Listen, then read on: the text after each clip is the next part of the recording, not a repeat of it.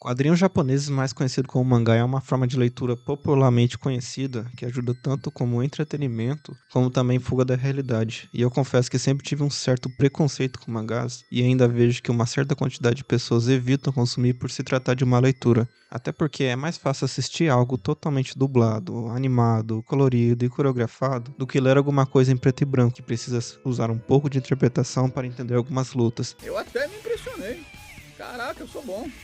Sim, eu sou mesmo, valeu. E não, eu não tô aqui pra condenar os animes, até porque eu gosto muito de animes. Tem até um primo que é um anime e eu trato ele como se fosse um ser humano. A minha intenção aqui é fazer você perder a frescura quando vê um prato de mangá na sua frente e falar que não vai comer. E eu queria que você pudesse dar essa chance, porque começar a consumir mangás mudou minha forma de ver o mundo e o entretenimento em si. E aqui eu vou citar alguns pontos do porquê você deveria consumir mangá. E se eu não te convencer com esse vídeo, aí você me xinga de cachorro nos comentários. E a primeira dica é que você lê da forma errada. E essa dica aqui, ela vale mais no caso você leia no celular, porque eu não sei bem se você sabe, mas mangás estão extremamente caros, então infelizmente para mim só sobra usar os métodos alternativos. A primeira coisa que recomendo é você utilizar o modo proteção ocular ou o modo leitura do celular, porque o celular em si, na verdade qualquer tela emite uma luz azul que é bastante prejudicial para os olhos, e até por isso que alguns lugares utilizam luzes incandescentes, que são aquelas lâmpadas amarelas. Muito provavelmente você já deve ter sentido mais conforto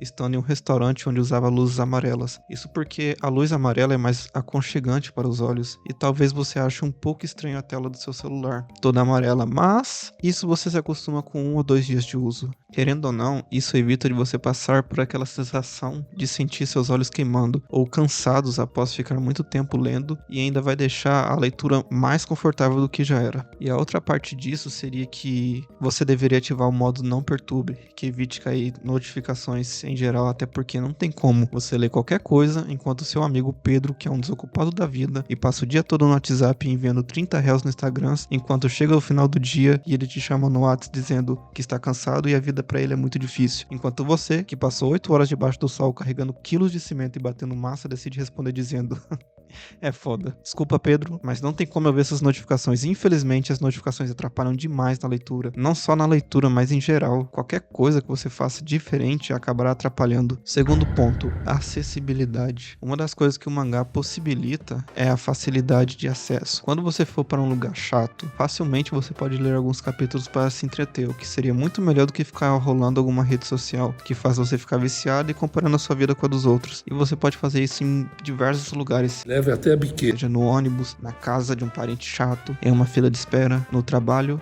Bom, depende do trabalho. Os momentos que eu mais li foi quando eu estava aguardando o cliente ou no horário de descanso. O fato é, não é todo local que você poderá consumir o anime, e o mangá compensa isso de uma forma mais discreta. Ele é levemente mais fácil de ler no celular e não drena seus dados móveis, além de evitar você perder muito tempo com redes sociais. E esse fator de acessibilidade ajuda a desenvolver o próximo ponto, que é o hábito da leitura. E olha, sendo bem sincero, leitura é um saco para quem não está acostumado, e eu demorei muito tempo para começar a ler de fato. O hábito da leitura é a prática de ler com frequência e qualidade. E não estou aqui para endeusar a leitura falando que você se tornará superior e intelectual depois que começar a ler. Mas uma coisa é fato, a leitura é uma outra forma de absorver conteúdo. Por mais que você assista um vídeo e extraia as informações dele, você não irá ter tanta informação se fosse ler um livro do mesmo assunto. E tem diversas escrituras com informações valiosas que você só vai adquirir lendo alguma coisa. E se você já tentou começar a ler um livro porque precisava na escola ou na faculdade, ou porque você estava muito interessado em ler o livro, ainda assim vai ser bem chato no começo, até você pegar o jeito. Por isso que para mim a leitura de mangá é muito importante, porque foi a porta de entrada para que eu me acostumasse com a leitura de fato. Claro que o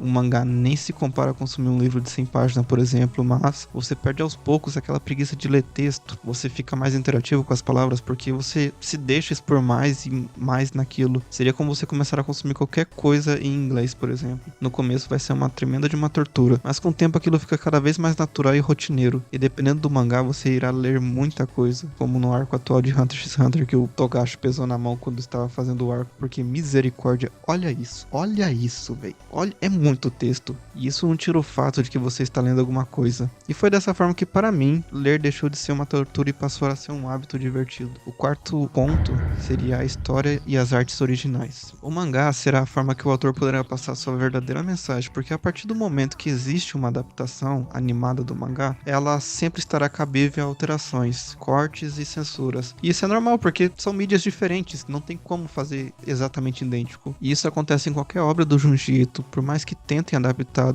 no anime o terror, a mensagem e a estética, as obras deles ainda funcionam melhor no mangá. Tem um caso de Berserk, também tem um anime, mas alguns arcos foram cortados porque tinham muita coisa ali que era impossível de adaptar. Fora que as artes de Berserk são sensacionais, e em anime não tem como ficar a mesma coisa que ficaria no mangá. E isso é um caso que muita gente está com medo da adaptação da terceira temporada de One Punch Man, porque dá uma olhada em alguns quadros dessa obra. Coitado do animador que vê isso, chora no banho. E a galera que está querendo ver essa temporada está com medo de como será no anime, porque uma vem a falta de confiança no estúdio e outra que vem pela dificuldade de adaptação. Outro caso também que quebrou muito a reputação de uma obra foi o anime de Tokyo Ghoul e o arco da Guerra Ninja de Naruto, e também Nanatsu no Taizai. Apesar que Nanatsu nem precisava se esforçar pra ter uma reputação ruim, mas ainda assim era um anime divertido de assistir, e eu fiquei triste na época que saiu a terceira temporada, porque por mais que a obra hoje em dia é vista com maus olhos, na época ela era ainda muito divertida de acompanhar com algumas pessoas. Então por isso, leia o mangá. Às vezes você verá cenas cortadas e entenderá até melhor a mensagem que o autor quis passar. Quinto ponto, exclusividade.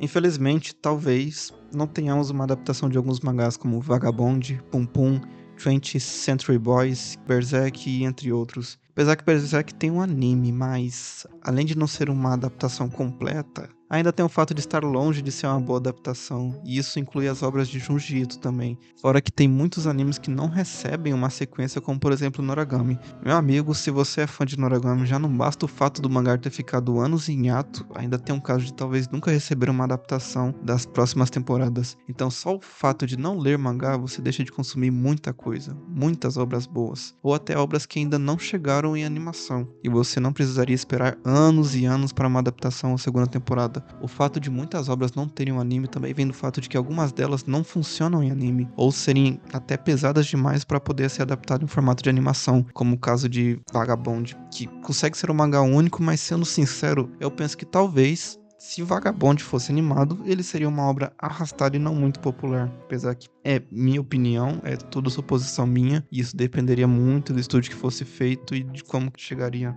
Sexto ponto, o ritmo. O ritmo do mangá costuma ser diferente e até mais rápido que no anime, porque você pode ler conforme entende as páginas e parar para refletir sobre aquele momento, ou aquela luta, coisa que não acontece quando se está assistindo o anime. Você vai refletir depois que terminar o episódio, ou às vezes pulará para o próximo. A experiência e o ritmo do mangá é mais rápida, mas ainda assim consegue absorver melhor a mensagem que está sendo passada. E para quem não tem tempo de consumir uma obra grande, ou passar horas assistindo algum episódio, o mangá ele é a forma mais rápida de consumir todo o conteúdo. A quantidade de minutos que você assiste em um episódio poderia se comparar a uns 10 capítulos de um mangá aleatório, só supondo, é claro. E isso economiza um baita tempo na sua rotina. E aqui vai minha menção honrosa ao One Piece, que, cara, me desculpa, mas o começo é muito arrastado. E eu sei que Naruto e outros animes fazem isso muito por causa da época e também para não alcançar o mangá e atrapalhar a história, mas, cara, comigo, uma parte de One Piece ficou muito melhor no mangá porque foi uma obra que eu demorei muito pra gostar. E como em One Piece o começo costuma ser muito, muito arrastado, para mim, consumindo mangá ajudou demais a melhorar a experiência. Sétimo ponto, como começar? Essa é uma dica extra que ajuda caso você não saiba por onde começar. Eu recomendo que você pegue uma obra que você estiver assistindo e gostando muito, e depois que terminar uma temporada dela, vá diretamente para o mangá e consumir o restante que ainda não foi adaptado.